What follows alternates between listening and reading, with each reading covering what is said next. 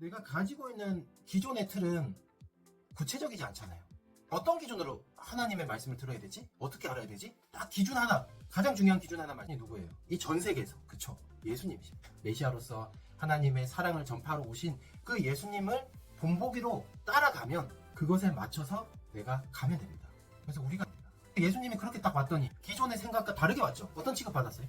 이단이라는 취급을 당연히 받았습니다. 그래서 우리가 기존에 생각했던 입장으로 틀로 생각을 해가지고 말씀을 듣는다. 내가 들었던 말씀과 다르다 라고 해서 이단이라고 치부해버리면 안 된다는 거예요.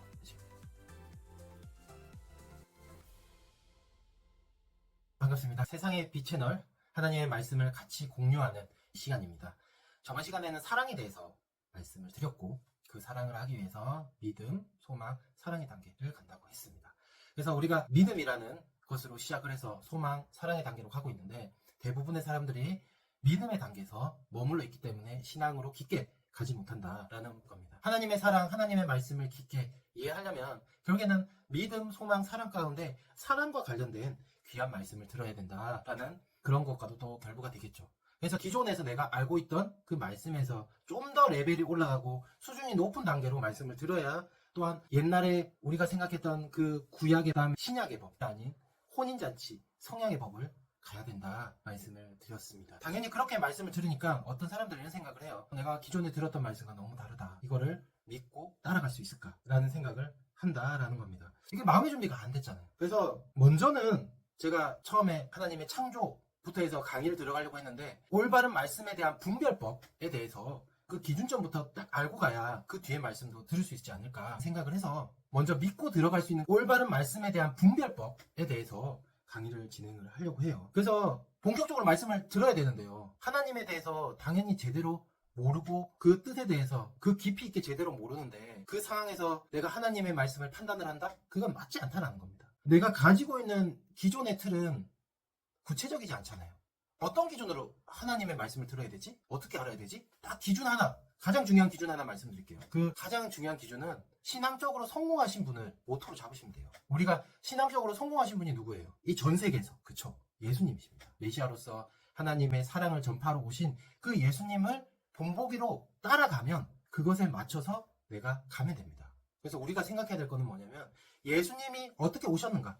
내가 지금 예수님을 믿고 있지만 예수님이 다시 온다고 했어요. 그러면은 다시 오신 예수님이 그 예전에 나사렛 시대처럼 이스라엘 시대처럼 그렇게 예수님이 그 법으로 올까요? 다시 한번 돌아볼게요. 유다 백성들한테 하나님께서 오신다고 했어요. 그때 당시 하나님을 믿는 유대인들에게 내가 올 것이다 라고 했어요.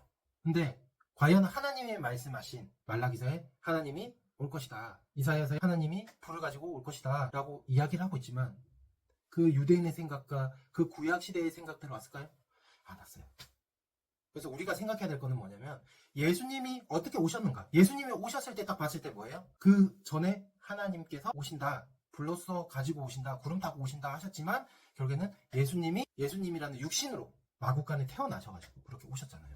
기존의 틀 생각으로 가지고 있으면 결국에는 새로운 시대를 맞지 못한다. 그래서 그 기준으로 한번 보자라는 겁니다. 예수님이 그렇게 딱 왔더니 기존의 생각과 다르게 왔죠. 어떤 취급 받았어요?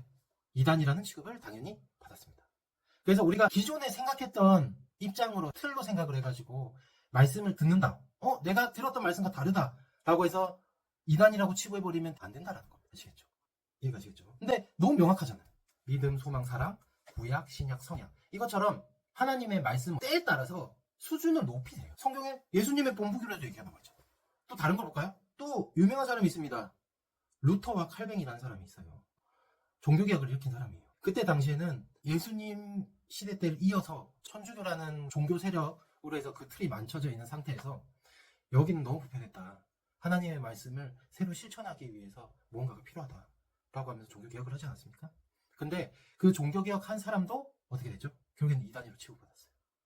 지금은 정통이라고 인정을 받고 있지 않습니까? 그죠? 그리고 또 뭐가 있을까요? 과학자로 하나 예를 들어볼까요? 과학자 지동설을 이야기한 과학자가 있었습니다. 하나님을 중심으로 한 지구가 어떻게 돌아갈 수 있냐, 이단 취급을 받으면서 죄인이다 라고 얘기했습니다. 이런 이야기를 들어봤을 때 과연 내가 보다 차원 높은 말씀, 그런 말씀을 듣고자 한다면, 아니면 이 시대에 맞는 말씀을 듣고자 한다면 여러분들 생각을 바꿔야 된다라는 겁니다. 근데 이 생각을 바꾸는 거에 있어서 제가 이 예화를 드린 이유가 뭐냐면 새로운 시대는 새로운 법, 새로운 생각, 새로운 수준으로 갈 수밖에 없는데 우리는 그 새로운 시대와 생각을 가질 수 있게끔 생각이 준비되어 있지 않았어요. 형식과 틀이 준비되지 않았단 말이에요. 그러니까 뭐예요? 나와 다르다. 배척하자. 라고 얘기를 할 수밖에 없다라는 겁니다. 우리는 보다 차원을 높이 말씀을 듣고자 한다라고 하면 보다 다르게 생각을 해가야 된다라는 입장을 말씀을 드린 겁니다. 자, 아무리 말씀이 좋아도 죄인 취급받을 수밖에 없고 또 세상의 권력과 틀에 흔들릴 수밖에 없습니다. 예수님 때 다시 한번 말씀드릴게요. 예수님 때 본디오 빌라도라는 사람이 있었죠. 그때 왕 역할을 하고 재판관 역할을 했던 그런 사람이지만 종교적인 영향, 유대인들의 그 종교적인 영향이 너무나도 컸기 때문에 종교적으로 이야기하는 거를 받아들일 수밖에 없었어요. 왜? 권력이 너무 세기 때문에. 그래서 본디오 빌라도는 예수님께 죄를 찾지 못했어요. 하지만 유대인들이 십자가로 처형을 해야 된다라는 말에 어떻게 했습니까? 본디오 빌라도는 난 죄를 못 찾겠다. 나는 그거에 대한 재판에 대한 책임을 지지 않고 이게 만약에 잘못된 것이라면 여러분들에게 죄를 돌리겠다라고 이야기를 하면서 손을 씻습니다. 그죠? 그래서 나는 죄가 없다. 손을 씻겠다라는 유래가 이제 거기서 나왔던 부분인데요. 자, 그래서 우리가 생각을 할 때 과연 세상에서 이야기하는 그 판단이 맞을까라는 고민도 해봐야 된다는 겁니다. 여러분, 여론이라는 게 어떻게 형성이 되죠? 여론이라는 것은 내가 이 사람의 마음에 들지 않는다. 나는 이 부분에 있어서 뭔가 심판을 내리고 싶다라고 이야기할 때 내가 가지고 있는 권력과 여론을 모아서 이 사람이 가지고 있는 어떻게 보면 약한 부분이라고 하죠. 쉽게 벌을 내릴 수 있는 그런 것들. 그러니까 뭐 세상적으로 보면 보통 죄를 얘기를 많이 합니다. 이성의 죄들. 그런 것들을 뒤집어서 누명을 씌우고 이 사람이 잘못했다 라고 하면서 건덕지를 하나하나 해서 그걸 다 여론화시켜요. 그래서 모든 사람들이 이 사람 잘못됐네? 라고 각인이 딱 되는 순간에 재판을 싹 진행을 합니다. 그러면 당연히 이 사람은 잘못됐네 라고 하면서 그 여론에 힘입어서 재판이 이루어집니다. 그래서 결국에는 뭐냐면은 인간들이 만들어 놓은 그 기준에 종교를 집어넣으려고 하는 거예요. 인간의 기준으로. 근데 앞에서도 얘기했지만 누굴 기준으로 해야 된다고요? 하나님의 기준으로. 예수님의 기준으로. 성경의 기준으로 신앙을 봐야 되는데 그거를 자기 스스로 체계화 잡지 못하고 틀을 잡지 못하니까 어떻게 해요? 나와 다르다 하면서 이단으로 잡아버린다는 겁니다. 오늘 이야기한 이 말씀은 뭐냐면 하나님의 입장. 하나님의 입장이라면 어떻게 받아들였을까라는 부분을 한번 생각을 해보라는 겁니다. 새로운 시도에는 당연히 새로운 법이 나올 수밖에 없는데 그 새로운 법이 나오기 전까지는 당연히 이단 취급을 받을 수밖에 없고 사람들이 못 간다는 거예요. 근데 우리가 하나님을 제대로 알고 가려면 저희들이 이야기했던 이유들이 있었죠.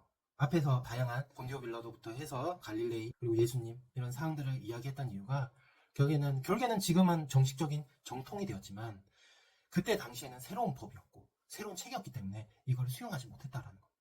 가면 갈수록 차원이 높아지고 수준이 올라가지만 그걸 받아들일 세상적인 준비가 되어 있지 않기 때문에 여기는 이상한 곳이다 라고 이야기를 할 수밖에 없는 거예요. 자, 그래서 오늘 여러분들에게 말씀을 하고 강의를 하는 이유가 결국에는 예수님이 이단이에요, 아니에요? 이단이 아니죠. 그죠? 예수님이 이단이 아니었지만 그때 당시에 최고의 이단으로 받았던 건 왜? 그때 당시의 틀을 벗어났기 때문에. 세상의 틀을 벗어났기 때문입니다. 그래서 우리가 지금 강의를 계속 시작을 하면서 나랑 다른데? 라고 생각을 하는 이유가 결국에는 그러한 부분들이 있기 때문입니다. 그래서 다음 시간에는 이게 하나님의 맞는 말씀인지 성경에 맞는 말씀인지 예수님의 맞는 말씀인지에 대한 부분을 하나하나 그 기준을 설명을 해드릴 거예요.